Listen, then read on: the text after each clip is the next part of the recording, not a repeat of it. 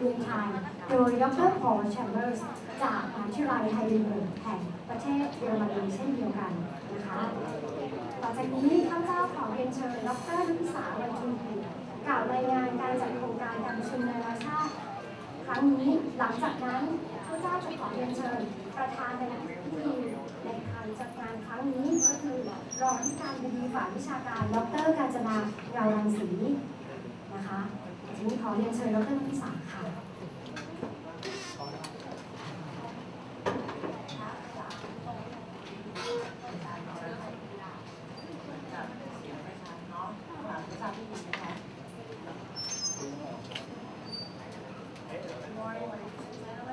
Vice President, Professor Dr. Today we are all very fortunate to have in our midst two quite famous and knowledgeable experts on South Asia and Southeast Asia, Dr. Siegfried and Dr. O.Wolf. This event is the initiative of the Department of Political Science, Faculty of Social Sciences, and the Department of Political Science has received invaluable support from the Faculty of Social Sciences. Naresuan University recognizes the ramifications of globalization, which has predestined us to deal with newly emerging issues. As a result, we have assembled this international conference. The first talk by Dr. Wolf concerns India's Look East policy and its implications for Southeast Asia. The second talk by Dr. Chambers deals with prospects of democracy in Thailand. Dr. Wolf's talk is very important for Thailand, given the growing significance to Thailand of South Asia, in particular India. And Dr. Chambers' talk is very timely because it represents an outsider's view of the current political situation in Thailand, which has deeply polarized the country. As for the objectives of this international conference, they are the following. First, to enrich students, faculty, and staff with knowledge about Asia. Second, we can recognize this conference as a forum of intellectual gymnastics. Thus, this will facilitate the building of the body of knowledge in our university. And third, we dearly hope that the students shall utilize knowledge as well as experience gained from this conference and apply these for the welfare of the society as a whole. Thus, ladies and gentlemen, on behalf of the Department of Political Science, Faculty of Social Sciences, Naresuan University, let me invite Vice President Professor Kanchana Ngauramsi to introduce these two eminent speakers and scholars. Thank you. Professor Siegfried O.Wolf, Professor Paul, administrative staff, teachers, and students. It is my great honor to be here to meet you all. And on behalf of Naresuan University, I would like to welcome and thank Dr. Siegfried O.Wolf and Dr. Paul for coming and delivering presentation at Naresuan University. Your topics today will be interested by all the Thai people. If you see that the first one, India's Look East, has been rooted in Thailand since the very beginning of our country, and the prospect of democracy will be, the interesting point for the students. We need the ideological democracy in this country. Okay. The university recognizes the importance of this international conference and greatly supports today's event initiated by the Faculty of Social Sciences. As a matter of fact, the university also targets to become internationally And if you pass, through the entrance of the university, you will see the banners just saying that, okay, within the next 10 years from now, we will become one of the excellence in academics and research university in the future. We hope that. And we hope that the students sitting here will gain more knowledge and experience from both of them this time. And I'm sure that this conference would go in hand with one of the crucial missions of this university, which is the expansion of academic linkages with renowned domestic and overseas universities, especially with Germany. We are good friends. Yesterday, the university just signed a contract, between one of the German companies and universities working on the solar energy training program together. So both of you are welcome at this. And last but not least, it is our aspiration that this conference shall mark the beginning of closer ties between Arizona University and Heidelberg University. And once again, it is my great pleasure and honor to introduce Dr. Siegfried O.Wolf and Dr. Paul Chambers.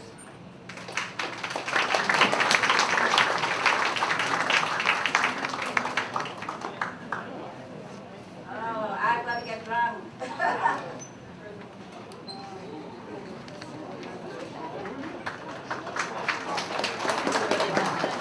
Please celebrate this. After the student could get all of the letters from you today. แนะนำนะครับประวัติของวิทยากรวันนี้นะครับ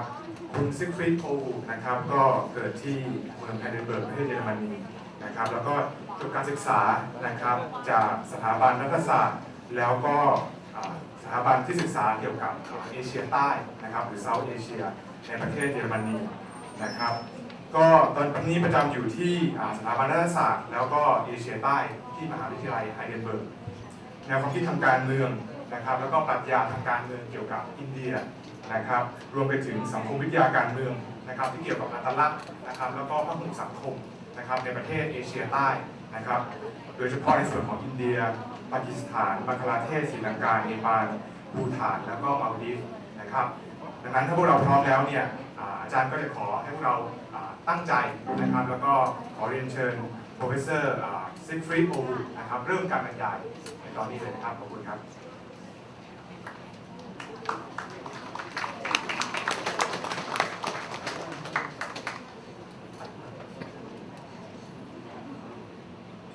Yeah, dear Vice President, Professor Moranci, dear Dean of Faculty of Social Science, Professor Naturak, dear Professor Walteke, dear colleagues and dear students, thank you for this kind words of introduction. It's a great honor for me, first, to get a chance to give a talk at Arizona University, second, to speak in front of such an impressive audience. In addition, I will hope that this will deepen not only the contact between Heidelberg and Pittsburgh, but also between India and Southeast Asia in academic terms. Which leads me directly to my topic, India's new Look East policy and its implications for Southeast Asia. But first, we have to figure out what means Look East policy. Due to the vast changing context of international relations, Look East has become a common term among foreign policy decision makers of many states,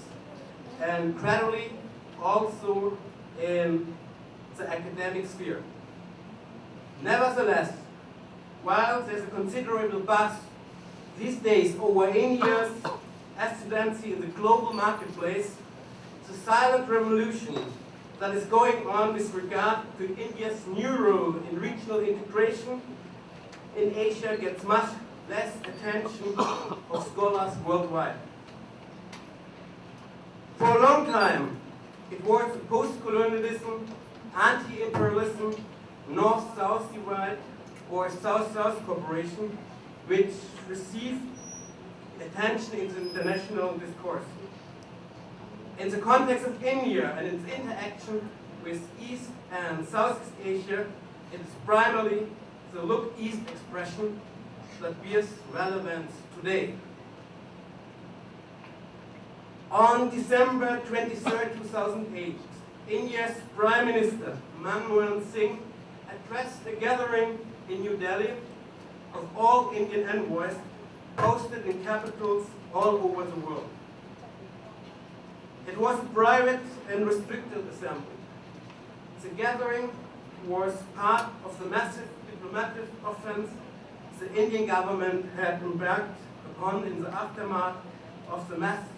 terrorist attack in Mumbai on November 26, 2008. The Indian diplomats were surprised that instead of focusing on the Mumbai massacre, the Prime Minister chose to expound at some length on his perception and ideas about what India's foreign policy was all about. Firmly putting economic development at the core of India's national interest and objective, the Prime Minister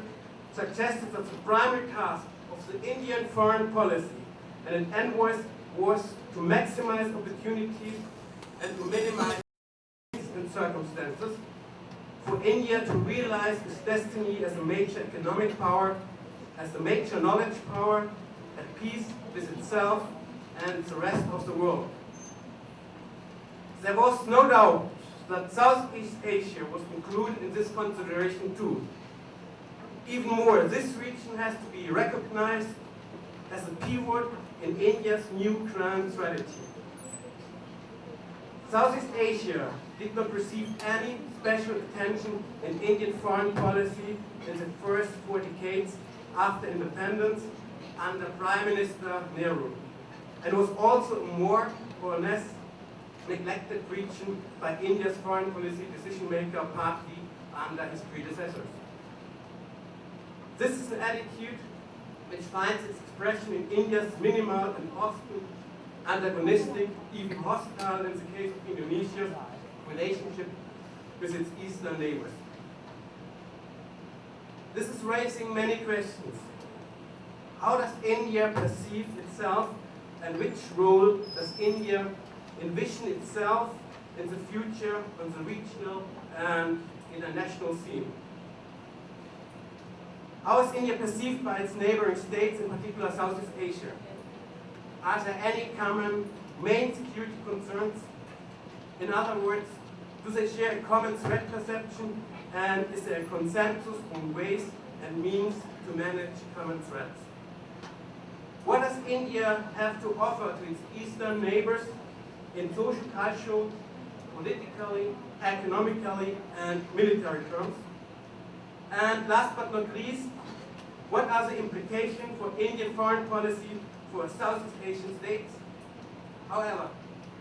Singh has clearly signaled that India will continue the transformation process of the traditional post-colonial perception of its own role in the regional and international environment, which was started around 2 decades ago. In other words, India's strategic worldview is clearly shifting from an emphasis of idealistic moral speak to real politics,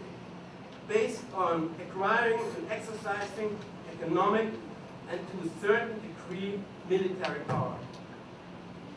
In the past, due to the complex reasons, New Delhi was clearly not able to evolve a proactive, realistic, long-term policy aimed at securing its own interests, in economic as well as in security terms, beyond South Asia. New Delhi was recognized as a foreign policy loser, which behavior is viewed as one long saga of spinless policies out of tune with the realities of international politics. Due to that, Prime Minister Singh, who should be remembered as one of the architects of India's attempts towards eastward bound, marked out that the new look east forbetters the rediscovering of India's former half-hearted interest in Southeast as well as East Asia has to be understood as a serious attempt to find a matching foreign policy to the country's economic and security needs, embedded in pragmatism and shared interest and beyond any ideological border.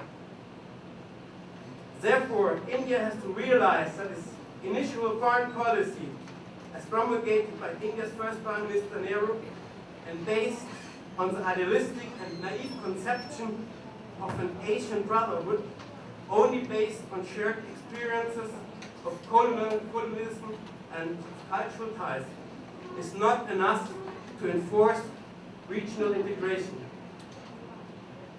Cooperation between India and Southeast Asia today is determined as much by trade, investment, and production as by history and culture.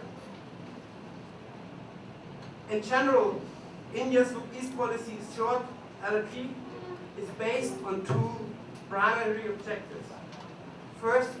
to determine India's position as a regional power in Southern Asia, comprising South Asia as well as Southeast Asia. In the context of the LLP was an attempt to carve a place for India in the larger Asia Pacific. Second, to contain and or to counterweight China's influence, particularly in Southeast Asia. Today is covering issues like energy security, development needs, counterterrorism, maritime security, combating religious extremism, and stabilizing India's periphery like its expanded northeast. The broader LLP context was giving an initial trust to the Prime Minister Rao after visiting various states, ASEAN, and India becoming an important dialogue partner of this regional organization in 1992. It was formally articulated by Rao in his Singapore address in 1994 and further developed and enacted during the government of then Prime Minister Atal Bihari Vajpayee. Launched after the collapse of the Soviet Union, moving away from Cold War era policies, India's strategy has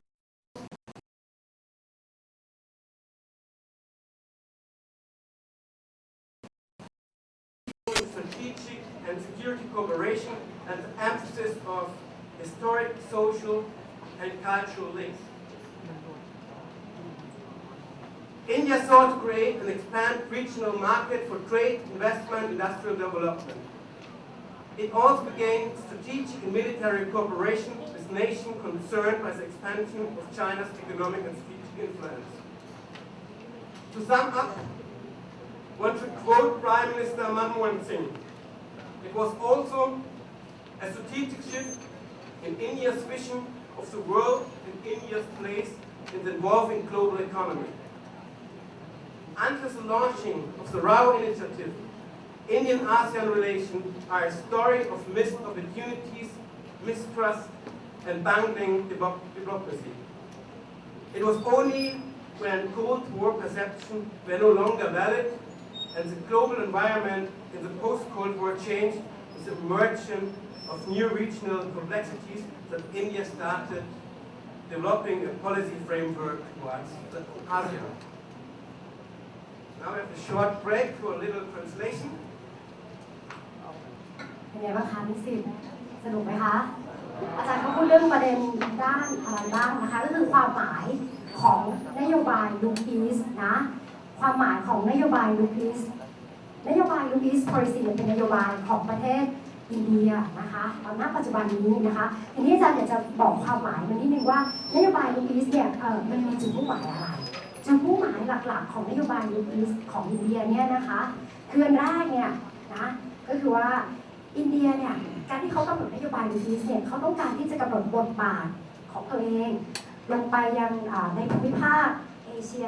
ตอนใต้นะคะเอเชียตอนใต้ในที่นี้อาจารย์จะหมายถึงว่าเอเชียใต้และเอเชียตะวันออกเฉียงใต้นั่นเองนะคะง่ายๆกล่าวโดยสรุปก็คือว่าอินเดียเนี่ยพยายามที่จะมีบทบาทของตัวเองในภูมิภาคเอเชียใต้ซึ่งประกอบไปด้วยเอเชียใต้และเอเชียตะวันออกเฉียงใต้นะคะซึ่งนโยบายดูพีซเนี่ยเป็นนโยบายที่จะเพิ่มอำนาจทางภูมิศาสตร์ให้กับอินเดียนะคะให้มาเป็นส่วนหนึ่งที่สำคัญอย่างภูมิภาคเอเชียแปซิฟิกนะคะก็คืออาจารย์จะพูดอีกรอบนะคะก็คือว่าเป็นความพยายามที่จะเพิ่มอำนาจทางภูมิศาสตร์ของอินเดียเนี่ยให้มาเป็นส่วนหนึ่งของภูมิภาคเอเชียแปซิฟิกนั่นเองนะคะนี่คือข้อแรกในอีกข้อหนึ่งก็คือว่าจะเป็นการพยายามที่จะจำกัดหรือถ่วงน้ำหนักนะคะของจีนซึ่งมีอิทธิพลมากๆเลยในตอนนี้ในภูมิภาคเอเชียตะวันออกเฉียงใต้ใช่ไหมคะเราพูดซ้ำอีกทีคือว่าพยายามที่จะลดบทบาทหรือว่าอิทธิพลของจีนที่มีเพิ่มมากขึ้นในภูมิภาคเอเชียตะวันออกเฉียงใต้นี้นะคะโดยที่ประเด็นที่พยายามที่จะเข้ามามีบทบาทของอินเดียนะประเด็นที่จะพยายามเข้ามามีบทบาทของอินเดียเช่นประเด็นด้านการเพิ่มความมั่นคงในทางด้านพลังงานเพิ่มความมั่นคงในประเด็นด้านพลังงานตลอดจนความพยายามที่จะพัฒนาความต้องการในการพัฒนาประเทศนะคะ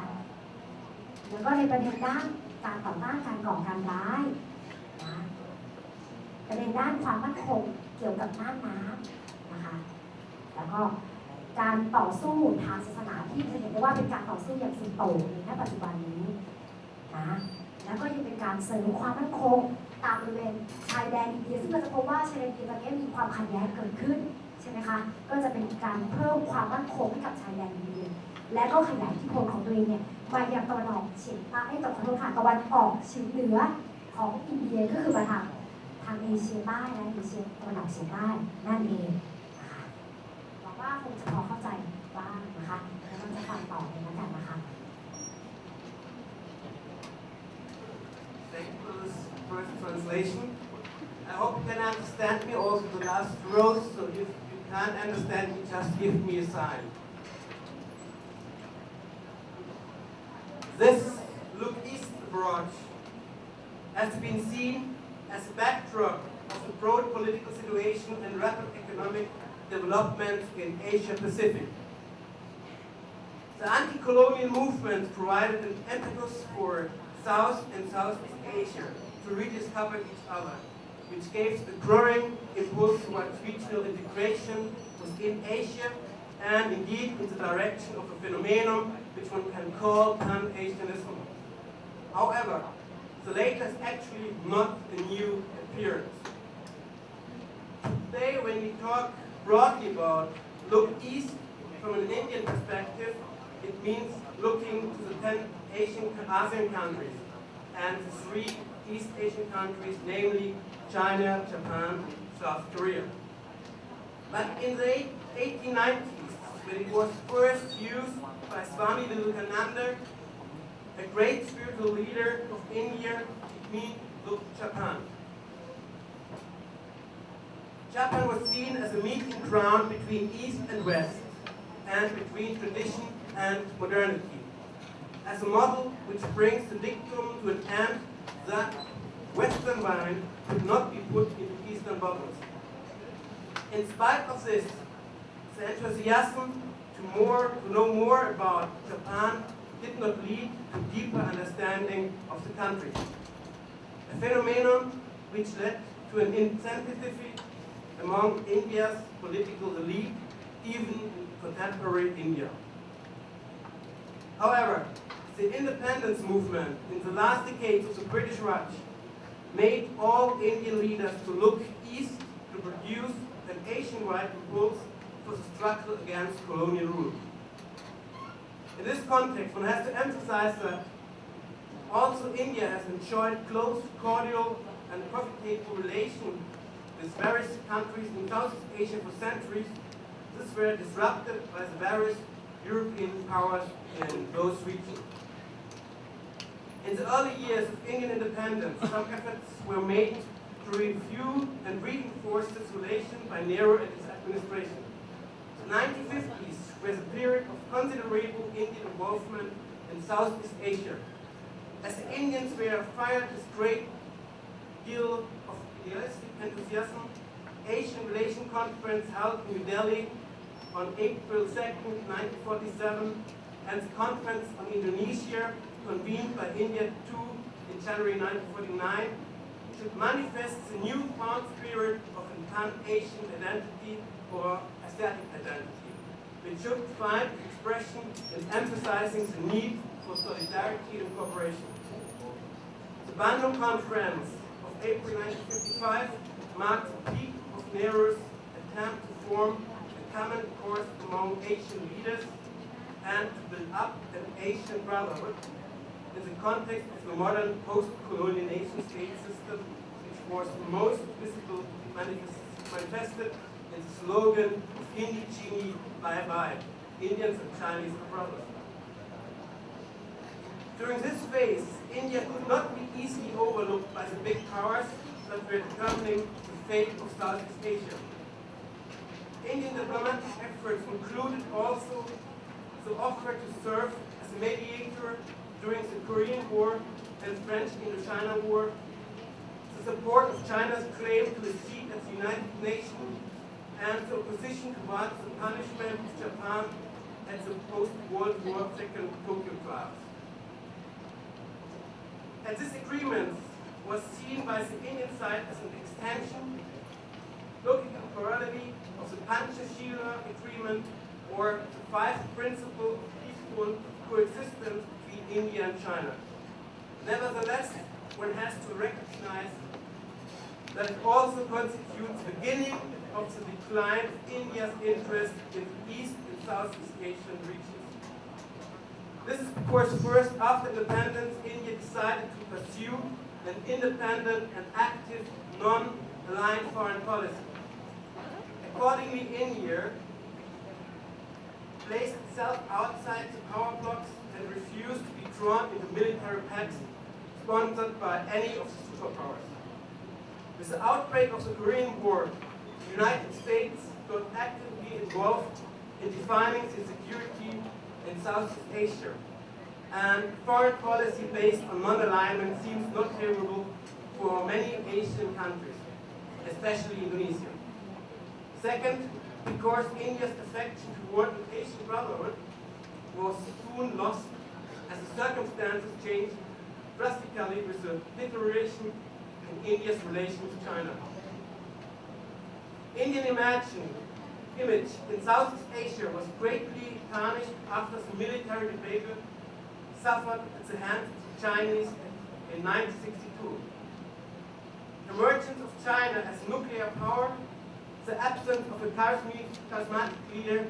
like Nehru, and the transformation of international politics from bipolar to multipolar also reduced the international status of India. The eruption of Cold War and the establishment of the US alliance system, as well as the Treaty of Friendship with the Soviet Union to counterbalance the US-Pakistan and Pakistan-China influence in South Asia, was not only associated India from its neighbors in Southeast Asia, but led to a sharp division between non-aligned India and the Southeast Asian countries belonging to the anti-communist US-led military alliance system, the so-called Southeast Asia Treaty Organization. The Philippines, Thailand, and Singapore assisted the US war effort in Vietnam on overtly violation of the Bandung spirit based on decolonization, anti-Western imperialism, socialism, national sovereignty, and the territorial integrity, equality, and the developing world solidarity, particularly between the newly independent Asian and African countries. With widely divergent worldviews and perception of national self-interest, there was little that India could do to increase cooperation in political, economic and cultural fields with Southeast Asian countries. This, in combination with the preoccupation with Pakistan, including the Kashmir issue, and inability to meet its development needs, caused India to turn inward. For the next years or decades, India had neither the will nor the capability to play a role of significance in Southeast Asia.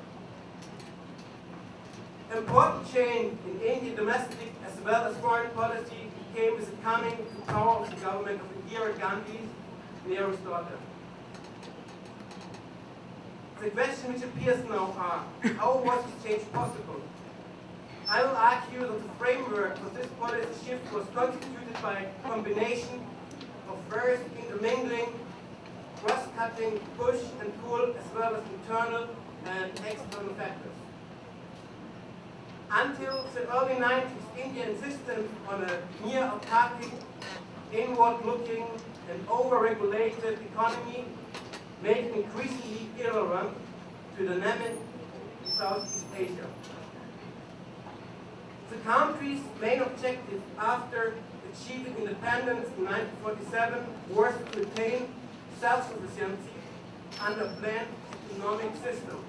also called mixed economy.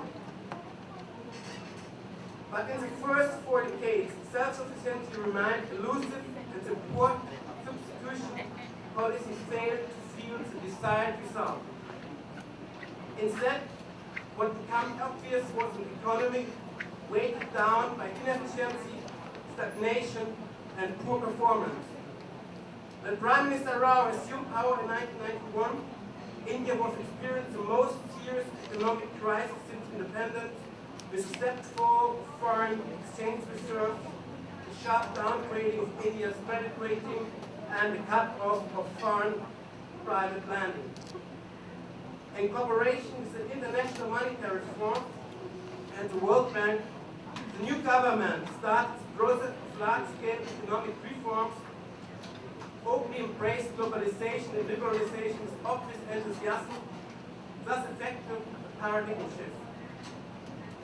The balance of payment crisis in July and the following liberalization of its economy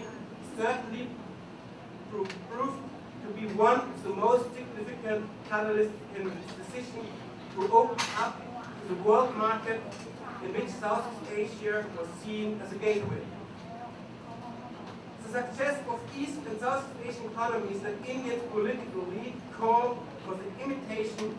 of East Asian models. The next factor is the end of the Soviet Union and post-Cold War era. India stood at the end of the Cold War bereft of its main political, economic, and military partner, the former Soviet Union. India's omnidirectional foreign policy left it with few close friends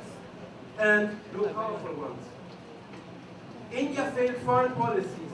and the resulting anxieties moved to more realistic foreign policy and a look east for such friends. However, the weakening of the former Indo-Soviet relationship is also favorable to Indo-Southeast Asia ties. With Russia no longer a threat to the region either directly or by proxy, and the Indo-Russia relationship shorn of its military quasi-alliance trappings, a more benign view of India in the region has been more evident during the last 1.5 decades. Each analysis of India's foreign policy remains incomplete